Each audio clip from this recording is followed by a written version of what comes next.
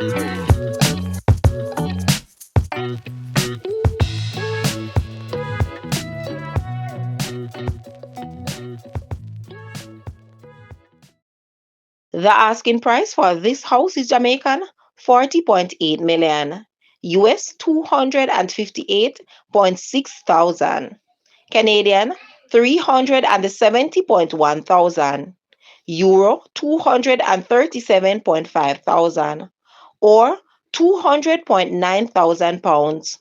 To purchase or make an offer, please take a look at your screen, or you may visit the description area below for full details.